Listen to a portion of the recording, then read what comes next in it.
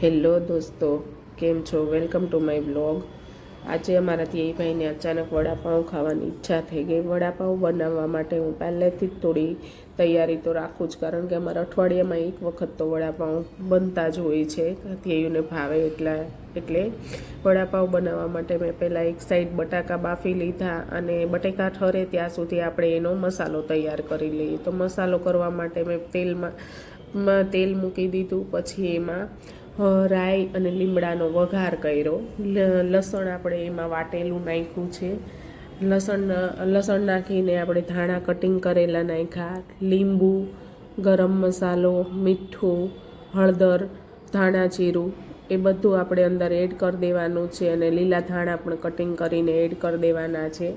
પછી એ મસાલામાં આપણે મસાલો બનાવ્યો એમાં બાફેલા બટેકા મેશ કરીને અંદર એડ કરી દેવાના છે. સરખો મસાલો બનાવી લેવાનો, અને એક સાઈડ આપણે ચણાના લોટનું બેટર થોડું થીક બનાવી લેવાનું. અને વડાપાઉં કરવા માટે હું એકદમ પ્રોપર ગોળ નથી કરતી, વડા થોડા બેસેલા રાખું છું, કારણ કે એ આપણને ઓછા તેલમાં પણ તળી શકીએ. જો આપણા વડા બની ગયા, અને પછી આપણે વડાપાઉંના પાઉંમાં આપણે બટર ઝાઝું લગાવવાનું, અને ગ્રીન ચટણી આપણે જેવું તીખું ખાતા હોય એવું આપણે લગાવી દેવાનું છે. પછી એમાં આપણે વડા મૂકી દેવાના છે, અને એને આપણે ફ્રેશ મરચી સાથે પણ ખાઈ શકીએ. પણ હું એની એક અલગ ચટણી બનાવું છું, જેમાં બટર, ગ્રીન ચટણી અને સોસ એ અંદર એડ કરું છું.